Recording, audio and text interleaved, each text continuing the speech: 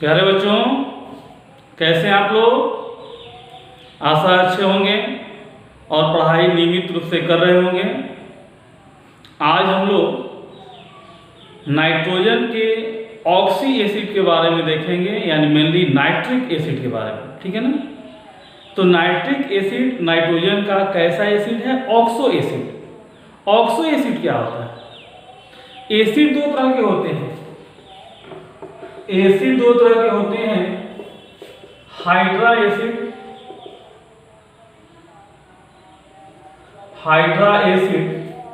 And oxo acid. Hydra acid कहा जाता है जिसमें हाइड्रोजन तथा ऑक्सीजन दोनों हो, जिसमें हाइड्रोजन हो लेकिन ऑक्सीजन नहीं हो, वह हाइड्रा एसिड कहलाता है। हाइड्रोजन हो लेकिन ऑक्सीजन नहीं हो। और ऑक्सो एसिड जिसमें हाइड्रोजन तथा ऑक्सीजन दोनों हो। ठीक है? दो तरह का एसिड होता है। ऑक्सीजन की उपस्थिति या अनुपस्थिति के आधार पर दो तरह का एसिड होता है। ऑक्सीजन की उपस्थिति या अनुपस्थिति के आधार पर। ठीक है? ऑक्सीजन की उपस्थिति या अनुपस्थिति के आधार पर दो तरह का acid, hydra acid and oxo acid. Hydra acid जिसमें हाइड्रोजन हो लेकिन ऑक्सीजन नहीं हो। जैसे देखिए HCl, हाइड्रोजन है लेकिन ऑक्सीजन नहीं है, हाइड्रोक्लोरिक एसिड। HF, हाइड्रोजन है लेकिन ऑक्सीजन नहीं है, हाइड्रोफ्लोरिक एसिड। HBr, हाइड्रोजन है लेकिन ऑक्सीजन नहीं है, hydrobromic acid. HI, hydro iodic acid, hydrogen है लेकिन ऑक्सीजन नहीं है, तो ये सभी कहलाते हैं हाइड्रा एसिड। ऑक्सो एसिड जिसमें हाइड्रोजन तथा ऑक्सीजन दोनों हो, जैसे H2CO3, carbonic acid, hydrogen oxygen दोनों है। H2SO4, हाइड्रोजन ऑक्सीजन दोनों है, सल्फर का ऑक्सी एसिड कहलाएगा। ये कार्बन का ऑक्सी एसिड कहलाएगा। उसी तरह H3PO4, ये फास्फोरस का ऑक्सी एसिड कहलाएगा, इसमें हाइड्रोजन ऑक्सीजन दोनों है। उसी तरह HNO3, यह नाइट्रोजन का ऑक्सी एसिड कहलाएगा, इसमें हाइड्रोजन ऑक्सीजन दोनों है। HNO2, यह नाइट्रोजन का ऑक्सो एसिड कहलाएगा, इसमें हाइड्रोजन ऑक्सीजन दोनों है। तो ये सभी कहलाते हैं ऑक्सो एसिड या ऑक्सी एसिड भी कहा जाता है। ऑक्सी अम्ल इसको हिंदी में, और इसको हिंदी में हाइड्रा अम्ल कहलाता है। तो ये हैं, ये हम लोग देखें कि ऑक्सीजन की उपस्थिति या अनुपस्थिति के आधार पर कितने तरह के अम्ल होते हैं। हाइड्रा अम्ल, हाइड्रा एसिड जिसमें हाइड्रोजन हो लेकिन ऑक्सीजन नहीं हो। और ऑक्सो एसिड, हिंदी में ऑक्सी अम्ल, जिसमें हाइड्रोजन तथा ऑक्सीजन दोनों हो। जैसे ये सब हो गया। हम लोग को पढ़ना है इस चैप्टर में नाइट्रोजन के ऑक्सो एसिड के बारे में, कि नाइट्रोजन के कौन कौन ऑक्सो एसिड होते हैं। ठीक है? चलिए इसको मिटा दें।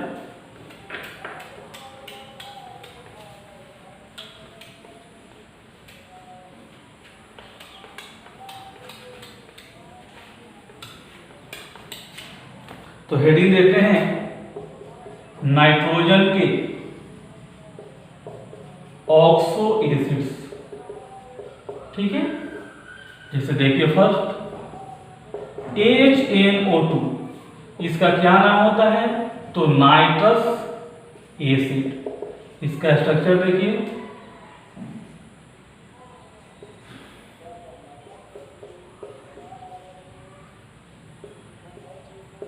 HNO2 का यह स्ट्रक्चर हो गया।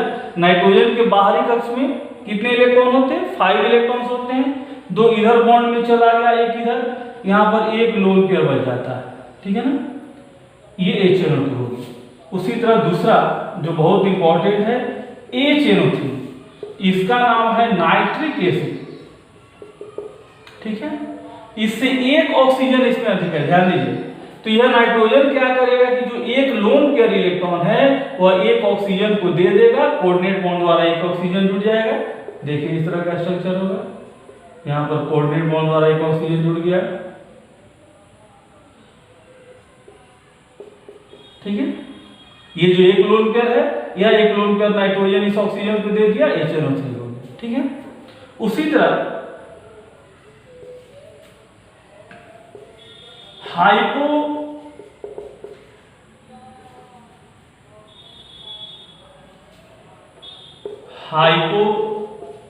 हाइपोनाइट्रस एसिड, ठीक है ना, देखिए इसको,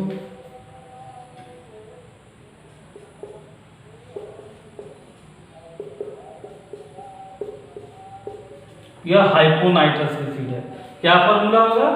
H2N2O2, यह हो गया हाइपोनाइट्रस एसिड। उसी तरह परनाइट्रिक एसिड, परनाइट्रिक एसिड फॉर्मूला HNO4,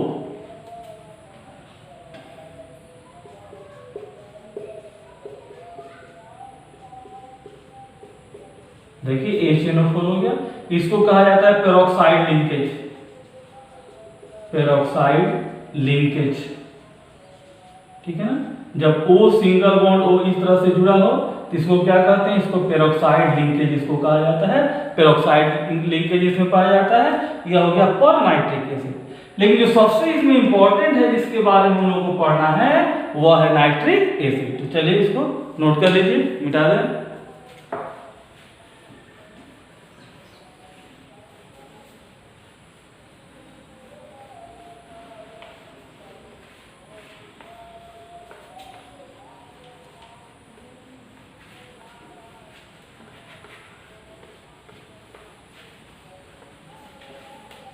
तो हम लोग को पढ़ना है इस चैप्टर में नाइट्रिक एसिड के बारे में।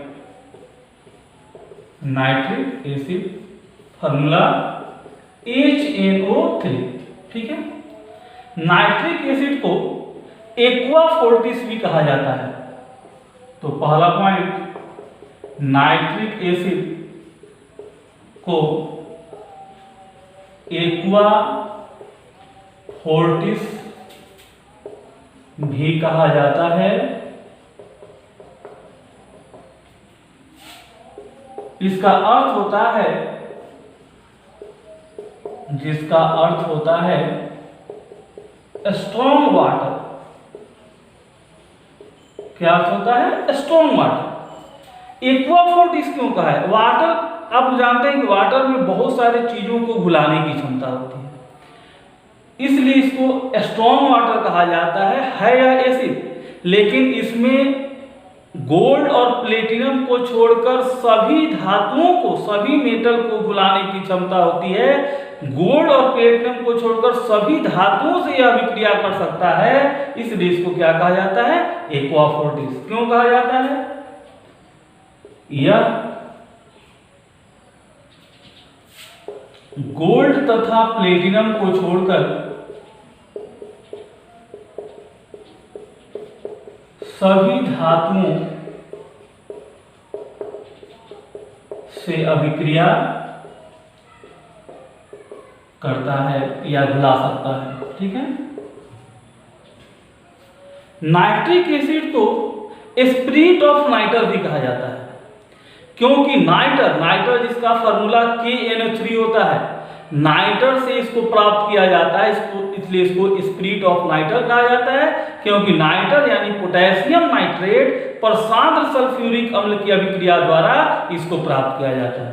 तो इसका एक और नाम हम लोग जानते हैं, नाइट्रिक एसिड को स्पिरिट ऑफ नाइटर भी कहा जाता है, क्योंकि इसे नाइटर यानी KNO3 की अभिक्रिया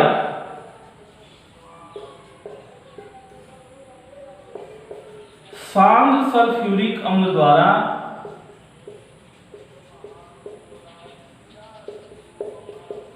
कराकर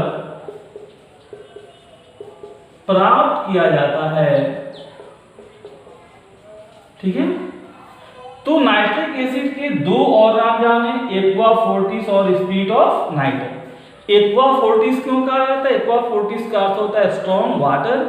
यह गोल्ड और प्लेटिनम को छोड़कर सभी धातुओं को घुलाने की क्षमता रखता है, सभी धातुओं से अभिक्रिया करता है, इसलिए इसको क्या कहते हैं? Aqua fortis. दूसरा spirit of nitre. Spirit of nitre क्यों कहा जाता है? क्योंकि नाइटर से इसको प्राप्त किया जाता है। नाइटर का फॉर्मूला क्या होता है? KNO3। नाइटर की अभिक्रिया शांत सल्फ्यूरिक अम्ल से कराकर इसे प्राप्त किया जाता है, इसलिए इसको स्पिरिट ऑफ नाइटर भी कहा जाता है। तो नाइट्रिक एसिड के दो और नाम जाने, पहला एक्वा फोर्टिस और दूसरा स्पिरिट ऑफ नाइटर। ठीक है, अब हम लोग पढ़ेंगे नाइट्रिक अम्ल बनाने की विधियां। तो चलिए इसको मिटाते हैं।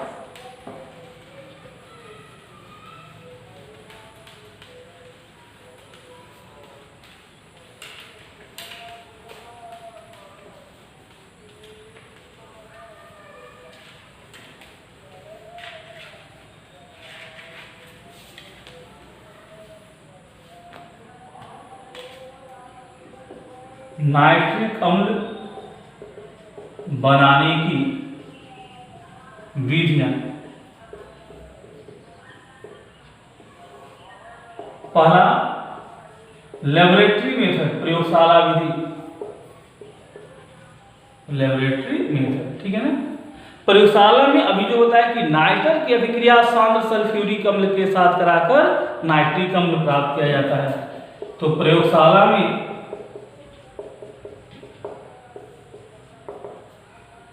पोटेशियम नाइट्रेट या सोडियम नाइट्रेट की अभिक्रिया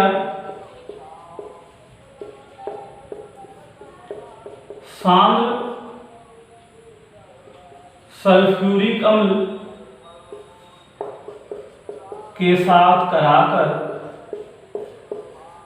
नाइट्रिक अम्ल प्राप्त किया जाता है। ठीक है, पोटेशियम नाइट्रेट KNO3 हो गया, इसकी अभिक्रिया सल्फ्यूरिक अम्ल सांद्र से कराते हैं तो क्या होगा? देखिए KHSO4 प्लस HNO3, यह अभिक्रिया 200 डिग्री सेल्सियस से कम ताप पर होता है। ठीक है ना। 200 डिग्री सेल्सियस से अधिक ताप होगा तो यहाँ K2SO4 बन जाएगा। KHSO4 पोटेशियम हाइड्रोजन सल्फेट जो बन रहा है, इसके जगह पर पोटेशियम सल्फेट बन जाएगा। ठीक है ना। उसी तरह K की जगह पर आप यहाँ Na भी ले सकते हैं। NaNO3 की अभिक्रिया सांद्र सल्फ्यूरिक अम्ल के साथ कराएंगे तो क्या बनेगा? तो NaHSO4 प्लस HNO3, इस तरह से हमको क्या प्राप्त हो गया? नाइट्रिक अम्ल। नाइट्रिक अम्ल बनाने के लिए प्रयोगशाला में पोटेशियम नाइट्रेट या सोडियम नाइट्रेट की अभिक्रिया किसके साथ कराते हैं? सांद्र सल्फ्यूरिक अम्ल के साथ। टेम्परेचर 200 डिग्री सेल्सियस से कम होना चाहिए। ठीक है ना। तो ये हुआ प्रयोगशाला में। अब हम लोग पढ़ेंगे नाइट्रिक अम्ल बनाने की व्यापारिक विधि। ठीक है ना। तो चलिए इसको मिटाते हैं।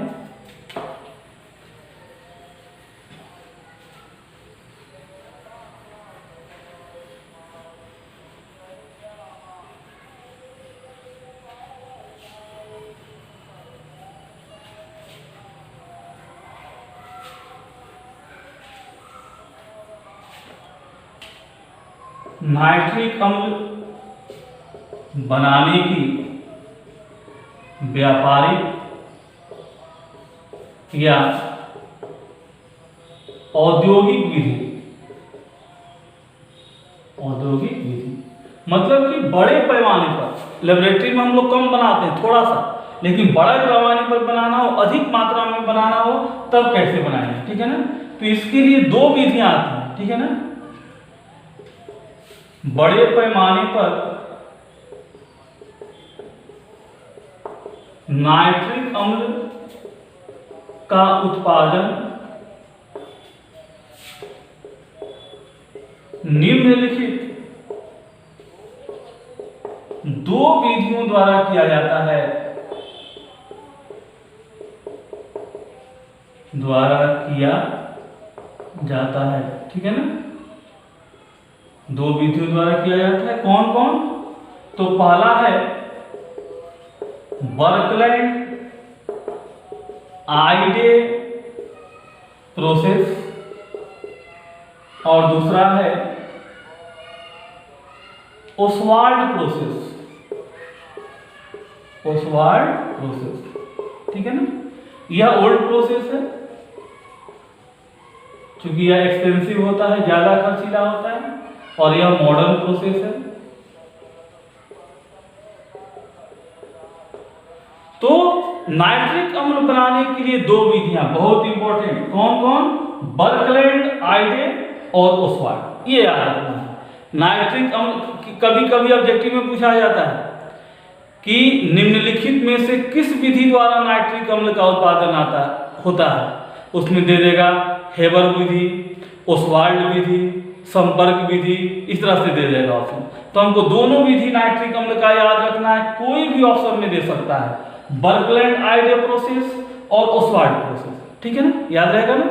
नहीं याद रहेगा तो एक बिल्कुल आसान सा देखो बाबू, आजकल आप लोग सुने हैं कि जो इंजीनियरिंग करते हैं, मतलब कि जो इंजीनियरिंग के तो बहुत सारे कॉलेजेस खुल गए हैं, जो आईआईटी और एनआईटी द्वारा करता है वह प्राय बेकार नहीं होता है, लेकिन जो प्राइवेट कॉलेज द्वारा करते हैं, प्राइवेट कॉलेज में बहुत सारे कॉलेज खुल चुके हैं जो ब्रांडेड नहीं है, जहां पर फैकल्टी अच्छी नहीं है, तो वे केवल बीई का यानी बैचलर इन इंजीनियरिंग, बीई या बीटेक का डिग्री लेकर के और बेकार हो जाते हैं।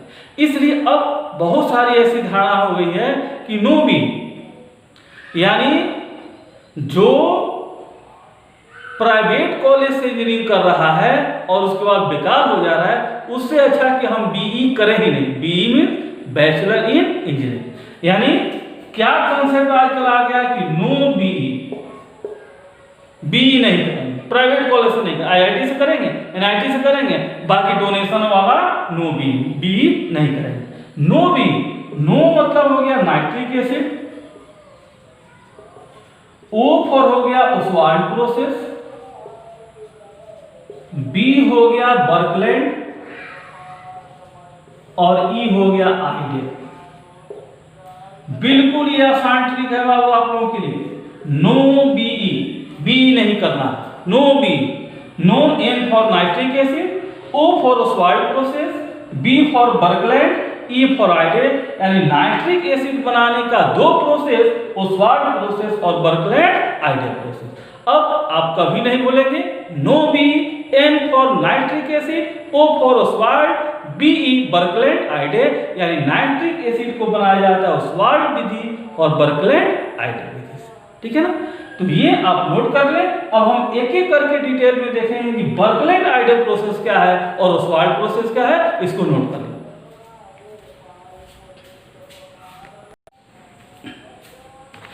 तो देखो बाबू, ये हम लोग बर्कलैंड आइडे प्रोसेस आपको बताया कि दो मेथड होता है नाइट्रिक एसिड का मैन्युफैक्चरिंग करने का, यानी लार्ज स्केल पर, बड़े पैमाने पर उद्योगों में नाइट्रिक एसिड बनाने की दो विधियां हैं। फर्स्ट है बर्कलैंड आइडे प्रोसेस, इसको आर्क प्रोसेस भी कहा जाता है, आर्क प्रोसेस, क्योंकि इसमें इलेक्ट्रिक आर्क का इस्तेमाल किया जाता है। इलेक्ट्रिक, ये देखिए फ्लो चार्ट इसका, इधर से एयर पास कराते हैं, ये आर्क फर्नेस है, इसमें विद्युत चिंगारी द्वारा, इलेक्ट्रिक आर्क द्वारा इसमें हीट प्रोड्यूस किया जाता है। और कितना हीट प्रोड्यूस किया जाता है, तो लगभग 3000 डिग्री सेल्सियस का, ठीक है ना। ये इलेक्ट्रोड हो गया, इलेक्ट्रोड द्वारा, ये दो इलेक्ट्रोड हो गया, यहाँ पर इलेक्ट्रिक आर्क प्रोड्यूस किया गया, जिसका टेम्परेचर कितना होगा, तो अप्रॉक्स 3000 डिग्री सेल्सियस, ठीक है। अब एयर इससे पास कराते हैं, एयर में नाइट्रोजन भी है और ऑक्सीजन भी है, एयर इससे पास कराते हैं यहाँ पर, तो नाइट्रोजन ऑक्सीजन रिएक्शन करके क्या बनेगा, नाइट्रिक ऑक्साइड का। यहाँ पर नाइट्रोजन और ऑक्सीजन रिएक्शन करके क्या बनाया, नाइट्रिक ऑक्साइड, ठीक है। अब नाइट्रिक ऑक्साइड गैस इधर से आया, आकर यहाँ पर कूलर है, यहाँ पर कूलर मतलब टेम्परेचर को डाउन करेगा। यहाँ पर 3000 डिग्री सेल्सियस टेम्परेचर था, यहाँ पर कूलर की आवश्यकता पड़ी, क्यों पड़ी? क्योंकि जो 3000 डिग्री सेल्सियस टेम्परेचर है गैस का, उसको यहाँ पर क्या करेगा कि टेम्परेचर को डाउन करेगा। डाउन करके कितना पर लाएगा? तो 800 डिग्री सेल्सियस पर लाएगा कूलर में, ठीक है ना। क्यों डाउन करने की आवश्यकता पड़ती है? क्योंकि अगला जो रिएक्शन है वह जो नाइट्रिक एसिड आ रहा है उसके ऑक्सीडेशन से नाइट्रोजन डाइऑक्साइड बनाना है, और यदि टेम्परेचर 3000 ही रह गया तो यह डिकम्पोज करके नाइट्रोजन डाइऑक्साइड फिर से टूट करके NO और O2 दे देगा, लेकिन तो हमारा पर्पस पूरा नहीं हो पाएगा। इसलिए टेम्परेचर को क्या करते हैं? डाउन करते हैं। इसके लिए कूलर का यूज करते हैं ताकि टेम्परेचर 3000 से कितना हो जाए? 800 डिग्री सेल्सियस। अब गैस का जो गैस इधर से आ रहा है नाइट्रिक ऑक्साइड गैस, उसका टेम्परेचर डाउन हो गया। उस नाइट्रिक ऑक्साइड गैस में थोड़ा सा ऑक्सीजन भी होगा, क्योंकि एयर है तो नाइट्रोजन ऑक्सीजन है ना, तो कुछ नाइट्रोजन ऑक्सीजन नाइट्रिक ऑक्साइड में बदल गया NO में, और कुछ जो नाइट्रोजन ऑक्सीजन बच गया वो इधर से साथ में चला आया, टेम्परेचर डाउन हो गया।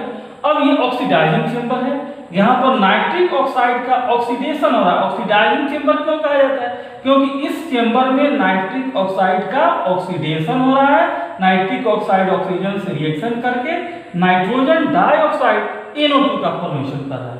अब ये NO2 गैस इधर से आएगा, और ये एब्जॉर्प्शन टावर है। ये एब्जॉर्प्शन टावर में यहाँ क्वाज लगा हुआ है, इधर से वाटर गिरता है। इधर से जब वाटर गिरेगा तो क्या होगा कि वाटर इधर से नाइट्रोजन डाइऑक्साइड गैस आ रहा है, और इधर से वाटर गिरेगा तो वाटर नाइट्रोजन डाइऑक्साइड के साथ रिएक्शन करके HNO3 और HNO2 बनाएगा, ठीक है ना। अब यहाँ पर HNO3 बना, अब यह HNO3 क्या होगा? यहाँ से इधर से आकर के यहाँ पर डाइल्यूट HNO3 मिल जाएगा। डाइल्यूट क्यों? क्योंकि यहाँ से वाटर गिरा है तो उसमें वाटर ज्यादा है, इसलिए डाइल्यूट हो गया। अब HNO3 के साथ साथ कुछ HNO2 भी बनता है, तो यह HNO2 पूरा पुनः क्या हो जाता है? डिकम्पोज हो जाता है। अब घटित होकर के पुनः नाइट्रिक एसिड देता है और NO गैस देगा। अब यह NO गैस जो है यहाँ से यह वेस्ट जो है निकल जाएगा, यह वेस्ट हो गया। वेस्ट का मतलब जो इसमें नाइट्रिक एसिड के अलावा जो इसमें बच रहा है, जैसे NO गैस बच रहा है नाइट्रिक ऑक्साइड, तो नाइट्रिक ऑक्साइड यहाँ से निकल जाएगा, फिर से इसका रीयूज हो जाएगा। तो ये है बर्कलैंड एंड आइडे प्रोसेस। एक बार फिर से देख लीजिए। ईयर हम पास कराते हैं आर्क फर्नेस से। आर्क फर्नेस ये इलेक्ट्रोड हो गया, ये 3000 डिग्री सेल्सियस टेम्परेचर प्रोड्यूस करता है, इतना ही प्रोड्यूस करता है, इलेक्ट्रिसिटी द्वारा प्रोड्यूस किया जाता है। आर्क फर्नेस में एयर में जो नाइट्रोजन ऑक्सीजन है ये दोनों रिएक्शन करके नाइट्रिक ऑक्साइड गैस बनाए। यहाँ से आया तो यहाँ कूलर का यूज करते हैं ताकि टेम्परेचर जो 3000 डिग्री सेल्सियस है गैस का वह घट करके कितना हो जाए? 800 डिग्री सेल्सियस। क्यों घटाने की जरूरत पड़ती है? क्योंकि इस टेम्परेचर पर यदि NO2 बनता है तो वह टूट करके फिर NO और O2 दे देगा, तो फिर हमारा मकसद पूरा नहीं हो पाएगा। इसलिए टेम्परेचर डाउन करते हैं। अब इस टेम्परेचर पर नाइट्रिक ऑक्साइड गैस का ऑक्सीडेशन होता है, जो इसमें ऑक्सीजन साथ आ रहा है उसके साथ रिएक्शन करके NO2 गैस बनाता है। यह जिस चेंबर में होता है उसको ऑक्सीडाइजिंग चेंबर, क्योंकि ऑक्सीडेशन हो रहा है इसलिए इसको ऑक्सीडाइजिंग चेंबर कहा जाता है। अब यहाँ से NO2 गैस निकला, फिर यहाँ पर आया, यहाँ क्वार्ज लगा हुआ है, इधर से वाटर पास कर रहा है। क्वार्ज जो होता है एसिड रेसिस्टेंस होता है, इसलिए इसका इस्तेमाल करते हैं। वाटर यहाँ से गिरेगा, NO2 गैस के साथ रिएक्शन करके क्या बनाएगा? Nitric acid. अब नाइट्रिक एसिड यहाँ पर आकर के इकट्ठा हो जाएगा, यहाँ से हम लोग कलेक्ट कर लेंगे नाइट्रिक एसिड। नाइट्रिक एसिड के साथ साथ नाइट्रस एसिड भी बनता है, तो नाइट्रस एसिड क्या होता है? यह पुनः डिकम्पोज करके नाइट्रिक एसिड H2O और NO देता है। यह NO इधर से निकल जाता है और फिर से इसका रीयूज हो जाता है। तो ये हम लोग देखिए बर्कलैंड आइडे प्रोसेस, ये ओल्ड प्रोसेस है, और यहाँ पर 3000 डिग्री सेल्सियस टेम्परेचर प्राप्त करने के लिए बहुत ज्यादा इलेक्ट्रिसिटी की आवश्यकता होती है, तो मैन्युफैक्चरिंग कॉस्ट बहुत ज्यादा पड़ जाता है, बहुत ज्यादा कॉस्ट पड़ता है नाइट्रिक एसिड इस तरह से बनाने में, इसलिए यह ओल्ड मेथड हो गया। अब इसका यूज नहीं होता है, अब यूज होता है ओसवाल्ड प्रोसेस का। तो इसको नोट कर लें। इसके बाद हम लोग ओसवाल्ड प्रोसेस जो बहुत इंपॉर्टेंट है, जो एग्जाम में पूछा जाता है, उसको लिखते हैं, तो पहले इसको नोट कर लें।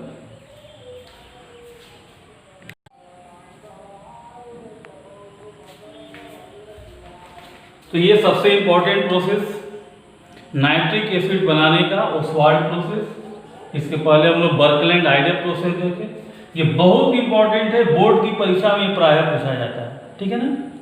प्रिंसिपल क्या है इसका, देखिए प्रिंसिपल, सबसे पहले अमोनिया का कैटालिटिक ऑक्सीडेशन होता है, इसको कहा जाता है catalytic oxidation of ammonia.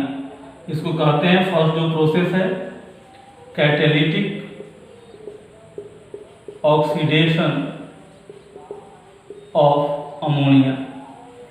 Ammonia का कैटलिस्ट यानी प्लेटिनम उत्प्रेरक की उपस्थिति में ऑक्सीडेशन होगा, यानी ऑक्सीजन से रिएक्शन होगा।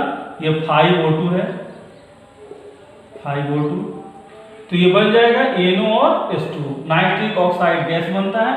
ये कैटलिस्ट चेंबर है, यहाँ पर प्लेटिनम गेज लगा हुआ है, इधर से अमोनिया और हवा का मिश्रण पास कराते हैं 1 और 10 के अनुपात में। 1 मोल अमोनिया होगा तो 10 मोल एयर होगा, 1 और 10 के अनुपात में अमोनिया और एयर का मिक्सचर इसे पास कराते हैं, तो बनता है क्या, nitric oxide gas and water. यह रिएक्शन एक्सोथर्मिक उष्मादायक क्रिया है, इसमें देखिए उष्मा निकल रही है, डेल्टा H नेगेटिव है, मतलब उष्मा निकल रही है, ठीक है। 500 केल्विन टेम्परेचर पर यह रिएक्शन होता है। इसके बाद जो गैस आता है इधर से नाइट्रिक ऑक्साइड गैस, यहाँ पर कूलिंग चेंबर है, इसमें कोई एयर नहीं है। यहाँ पर हम लोग उसको ठंडा करते हैं, टेम्परेचर उसका डाउन करते हैं, क्योंकि टेम्परेचर यहाँ 500 केल्विन करीब है, इसको यहाँ पर 500 डिग्री सेल्सियस करीब है, इसको घटाकर यहाँ 50 केल्विन के करीब लाया जाता है टेम्परेचर कूलिंग चेंबर में, ठीक है। इसके बाद यहाँ आता है ऑक्सीडाइजिंग चेंबर में। इधर से जो नाइट्रिक ऑक्साइड गैस आया है, क्योंकि हवा है तो उसमें ऑक्सीजन भी होगा, यहाँ नाइट्रिक ऑक्साइड गैस का ऑक्सीकरण होता है। ऑक्सीडाइजिंग चेंबर देखिए, नाइट्रिक ऑक्साइड गैस का ऑक्सीजन से रिएक्शन होगा, NO2 गैस यहाँ पर बनता है। अब यह NO2 गैस चला जाता है एब्जॉर्प्शन टावर में, जैसा कि बर्कलैंड आइडल प्रोसेस में पढ़े थे, बिल्कुल उसी तरह। वाटर यहाँ से गिरेगा, ये क्वार्ट्ज का लगा हुआ है, क्वार्ट्ज क्योंकि एसिड रेसिस्टेंस होता है, क्वार्ट्ज लगा हुआ है, वाटर यहाँ से गिरता है, और वाटर गिरता है और यहाँ पर NO2 गैस इधर से जाता है, तो इसके साथ रिएक्शन करके NO2 वाटर के साथ रिएक्शन करके नाइट्रिक एसिड का फॉर्मेशन होता है, और यह नाइट्रिक एसिड यहाँ पर आकर के कलेक्ट होता है।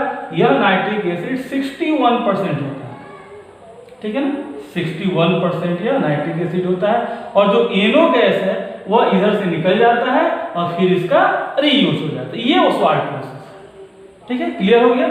ये कैटलिस्ट चेंबर एक बार फिर से देख लीजिए, कैटलिस्ट चेंबर, इसमें कैटलिस्ट लगा हुआ है, प्लेटिनम, यहाँ जो पहला रिएक्शन जो है अमोनिया का ऑक्सीकरण हो रहा है, प्लेटिनम गेज, प्लेटिनम यहाँ कैटलिस्ट है, 500 केल्विन टेम्परेचर और 9 बार प्रेशर पर अमोनिया और एयर का मिक्सचर इसे पास कराते हैं, तो यहाँ ये रिएक्शन होता है और नाइट्रिक ऑक्साइड बनता है, वाटर बनता है। यह नाइट्रिक ऑक्साइड गैस चूंकि टेम्परेचर 500 केल्विन टेम्परेचर है, इसलिए वहां पर टेम्परेचर को लोअर डाउन करते हैं, 50 केल्विन करीब लाता है, तो कूलिंग चेंबर से पास कराते हैं ताकि टेम्परेचर डाउन हो जाए, इसमें कोई एयर नहीं होता है। अब टेम्परेचर डाउन हो गया, ठीक है, सॉरी, यहाँ पर नाइट्रिक ऑक्साइड है, नाइट्रिक ऑक्साइड गैस है और क्या है, एयर है। तो नाइट्रिक ऑक्साइड गैस और एयर, एयर मतलब कि इसमें ऑक्सीजन भी है। अब ये चला जाता है यहाँ से कूलिंग चेंबर से होकर के, यहाँ पर आप लोग कंफ्यूजन होगा, इसलिए नाइट्रिक ऑक्साइड प्लस एयर यहाँ कर देते हैं, ठीक है, अब क्लियर हो गया होगा। अब नाइट्रिक ऑक्साइड और एयर का मिक्सचर जाता है इससे ऑक्सीडाइजिंग चेंबर में और इसका ऑक्सीकरण हो जाएगा। ऑक्सीकरण के फलस्वरूप क्या बनेगा, NO2 बनेगा। देखिए ऑक्सीडाइजिंग चेंबर में नाइट्रिक ऑक्साइड ऑक्सीजन मिलकर के NO2 बना।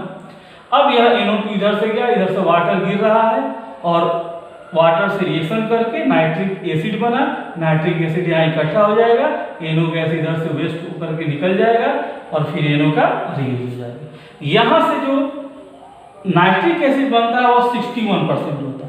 इसका डिस्टिलेशन करेंगे, आसवन करेंगे तो 68% नाइट्रिक एसिड बनता है। इसको एजियोट्रोपिक मिक्सचर कहा जाता है। सॉल्यूशन चैप्टर में आपको एजियोट्रोपिक मिक्सचर बताया गया है कि वह द्रव मिश्रण जो शुद्ध द्रव की तरह नियत क्वथनांक जिसका हो, वह द्रव मिश्रण जिसका शुद्ध द्रव की तरह नियत क्वथनांक हो, उसको नियत क्वाथी मिश्रण, एजियोट्रोपिक मिक्सचर या कांस्टेंट बॉइलिंग मिक्सचर कहा जाता है।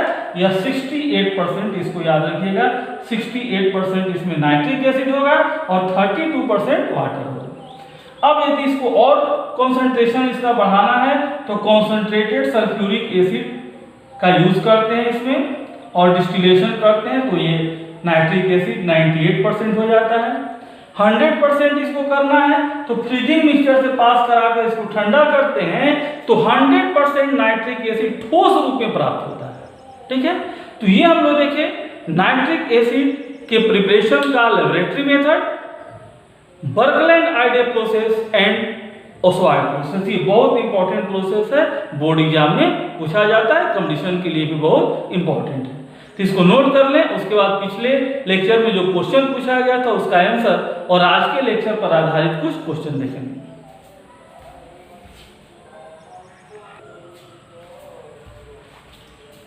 तो ये पिछले लेक्चर का ये आंसर है जो क्वेश्चन पूछा गया था, फर्स्ट का ही, सेकंड का सी और थर्ड का भी।